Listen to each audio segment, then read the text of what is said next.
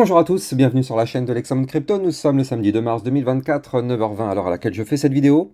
Bon, j'avais dit que j'allais faire une grasse matinée, que j'allais faire vers 10h, mais bon, au final, vous me connaissez, c'est toujours tôt le matin sur ma chaîne YouTube. Bref, allez, on démarre avec cette cryptomap qui est plutôt dans le vert, mais surtout du côté des shitcoins, hein, on va pas se mentir, c'est du côté du shitcoin que ça pump pas mal en ce moment.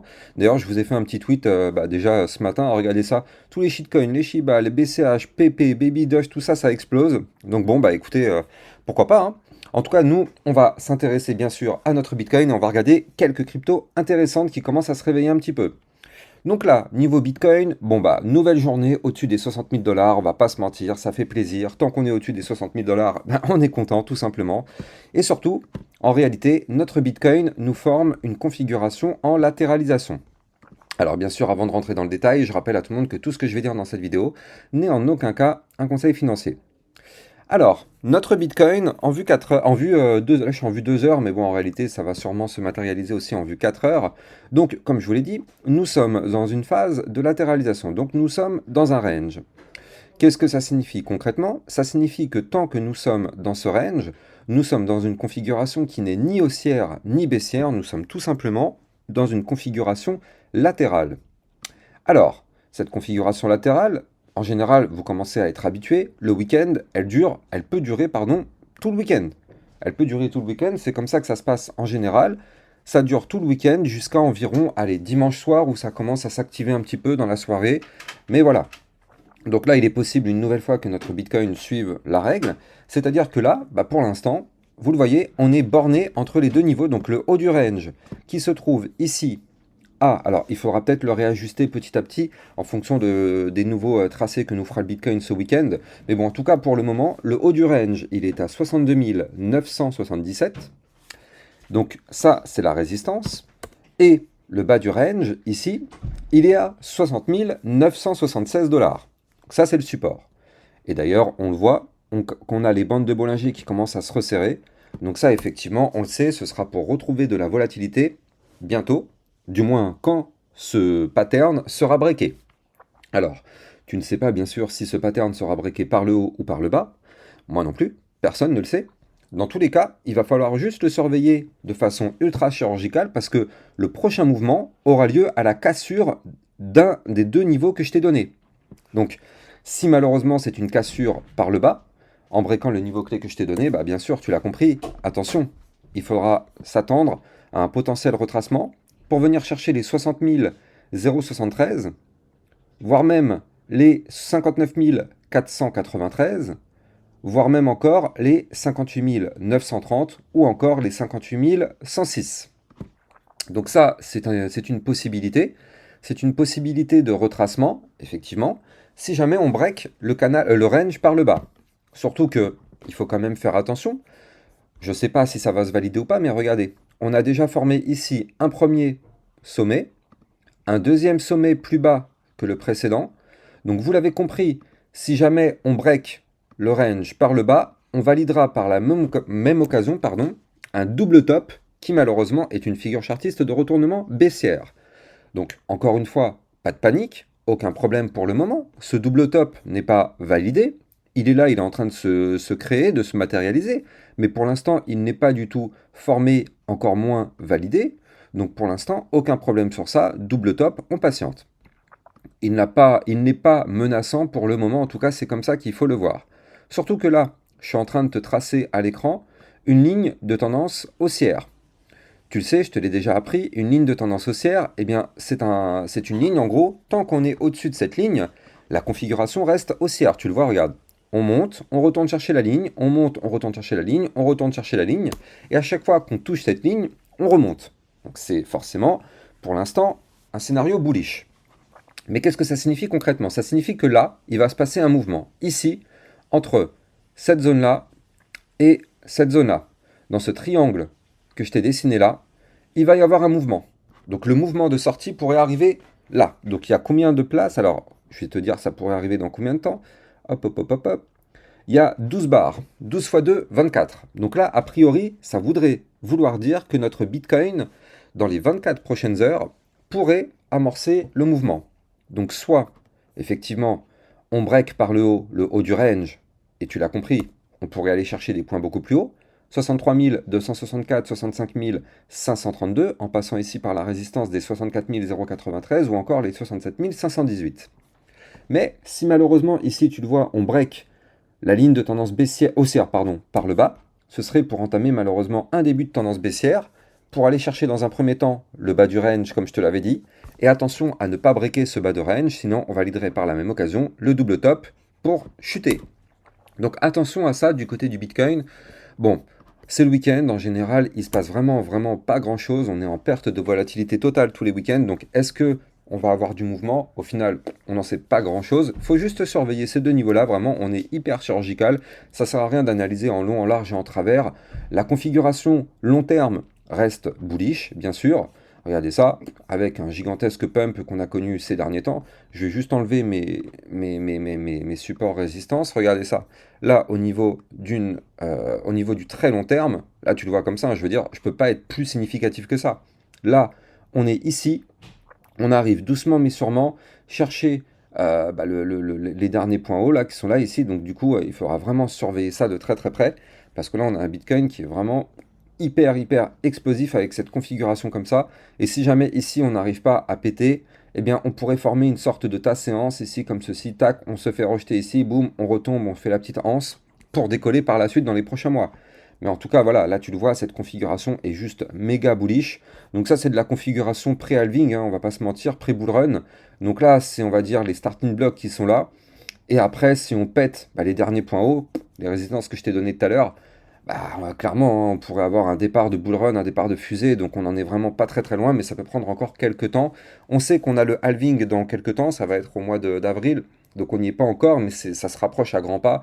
Donc bon, pour l'instant, on patiente sur le Bitcoin, et là en tout cas pour tous ceux qui veulent savoir ce qui va se passer ce week-end, je vous ai donné les niveaux vraiment chirurgicaux, il n'y a plus qu'à patienter et de voir de quel niveau ça va breaker, de quel côté ça va breaker. En tout cas, notez bien, je peux vous les redonner d'ailleurs si vous ne les avez pas notés. Je vais vous redonner les deux niveaux clés chirurgicaux, donc je redonne haut du range ici à 62 978, zone de résistance, zone de support à ne jamais breaker ici, bas du range 60 972. Allez, sans plus attendre, on va aller regarder des cryptos qui peuvent être intéressantes, et notamment parmi celles-là, on va aller voir directement le Chainlink. Il est où mon petit Chainlink? Voilà. Parce que là, on a un Chainlink qui commence à se réveiller un petit peu, les amis. Regardez, je vais vous montrer tout ça en détail. Donc ici, tu le vois, au niveau du Chainlink, ça fait un bout de temps que je te disais qu'il fallait breaker la résistance des 20,562.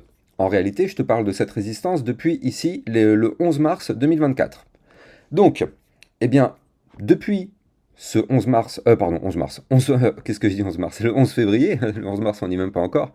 Depuis le 11 février, eh bien, on est bloqué par cette fameuse résistance des 20,562. Tant que cette résistance n'est pas breakée, inutile d'espérer quoi que ce soit, il n'y a pas de pump, c'est bloqué. Maintenant, si on break cette résistance, tu l'as compris, on peut avoir une nouvelle phase haussière qui arrive. On n'y est pas encore, mais je vais d'ailleurs te donner les prochaines targets à surveiller. Avant ça, je rappelle bien sûr, je compte sur toi pour me donner un maximum de force avec un like, un commentaire, et essaye de partager sur tes réseaux sociaux mes vidéos. En faisant ces 3 actions, ça te prend que quelques secondes, et moi, ça propulse ma chaîne vers des nouveaux sommets, moi aussi. Donc je t'en remercie énormément. Alors, donc comme je te disais, là ici, tu le vois, on a potentiellement aujourd'hui le Chainlink qui tente la cassure. J'insiste, qui tente. On est en train de tenter. On n'est pas en train de breaker, on est en train de tenter. Pourquoi je dis ça? Parce que là, tu le vois derrière, on a ici un D, one day, un jour. Donc ça signifie que là, on est en vue jour. Donc, tant qu'on ne fait pas une clôture jour au-dessus de notre niveau clé, on tente, mais c'est pas validé. Donc pour confirmer la cassure, il nous faudra une cassure validée, confirmée, pullback compris au-dessus des 20,562. Et si on fait ça, bien sûr, on pourrait connaître une phase haussière pour aller chercher d'ailleurs la résistance qui nous bloque actuellement ici au 21,309. Puis par la suite, 21,891, voire même les 22,981 ou encore les 23,58 avant d'aller chercher pour moi le boss final à 24,556 qui pourrait nous former un petit plus 19% dans les prochains jours, effectivement prochaines semaines, si notre Chainlink arrive à breaker, je le rappelle, notre résistance qui est ici. Mais en tout cas, ça commence à se réveiller, donc ça c'est plutôt cool. Et puis techniquement parlant, voilà, hein, c'est consolidation, pump, donc techniquement parlant, c'est propre. En tout cas, on espère vraiment que notre Chainlink va valider. Alors, j'en profite aussi pour te faire un petit point du côté du Polygon Matic, qui lui aussi est à peu près dans une configuration très très similaire à notre Chainlink. C'est-à-dire qu'en fait, alors je vais zoomer un petit peu parce que là on n'y voit pas grand chose. Alors là, au niveau du Polygon Matic, tu le vois, ici donc on avait formé une phase, mince pardon, pourquoi voilà, hop, une phase de consolidation ici, tac, et donc là, tu le vois, on avait une résistance qu'il fallait breaker à 1,0525, on a réussi à breaker, enfin on a réussi, on est en train potentiellement de tenter la cassure, et là, juste au-dessus de la tête, on a notre dernier boss final qui est là. 1,0957. Si on fait péter cette résistance, tu l'as compris, on pourrait connaître notre Polygon Matic qui commence à amorcer une phase haussière pour aller chercher, alors je vais mettre ma petite règle, comme ça en même temps on voit les targets, donc ça pourrait nous permettre d'aller chercher les 11,1352, puis les 11,1838, voire même les 11,2372 dans les prochains jours. Ça c'est quelque chose qui pourra arriver effectivement, donc affaire à surveiller de très très près. Allez, on continue. On continue avec l'Ethereum. Waouh, c'est bien ce que nous a fait l'Ethereum, regardez ça. L'Ethereum qui a breaké hier la résistance des 2000... Combien c'était cette résistance-là? Elle est où? Elle est là. Voilà. La résistance des 3407 dollars. Donc ça, c'était bien parce que du coup, au final, tant qu'on est au-dessus de cette résistance, c'est un support. Donc là, actuellement, tu le vois, aujourd'hui, on chute, on revient tester le support. Donc c'est bien, c'est bien. Maintenant, on l'a comme support. Maintenant, je rappelle, hein, pour décoller, c'est les 3520 qu'il faudra breaker. Tant qu'on ne break pas les 3520, inutile d'espérer quoi que ce soit, il n'y aura plus de pump. C'est une résistance, on est bloqué. Je rappelle d'ailleurs que sur mon Twitter officiel, tu trouveras plein d'informations. D'ailleurs, ce matin, je t'ai mis les targets Fibonacci pour le bull run. Donc, ce sont des niveaux théoriques, bien sûr. Ça peut aller beaucoup plus haut, beaucoup plus bas, mais ce sont des niveaux théoriques. Tu me diras ce que tu en penses. Ouais, tiens, pour le fun, hier, j'ai fait un petit ticket euro million, bah, forcément perdant. Donc, je me suis dit, franchement, merci la crypto, parce que grâce à la crypto, moi, j'arrive à gagner de l'argent, pas mal d'argent, alors qu'avec le loto, franchement, c'est clairement pas le même game. Bref. Je t'ai partagé pas mal d'informations et notamment hier, je t'ai fait des vidéos très intéressantes, une concernant la crypto RNDR. Donc ça, si tu l'as pas encore vu, je te conseille vraiment d'aller la regarder, il y a du très très lourd dedans, il y a plein d'informations. Et j'ai fait aussi une vidéo hier midi concernant toutes les crypto-monnaies de l'intelligence artificielle. Dedans, j'ai analysé des cryptos aussi un peu plus low cap. Donc je te conseille aussi d'aller la regarder. Hier, j'ai pas mal travaillé pour toi, hein. J'ai fait 3 ou 4 vidéos, je sais plus.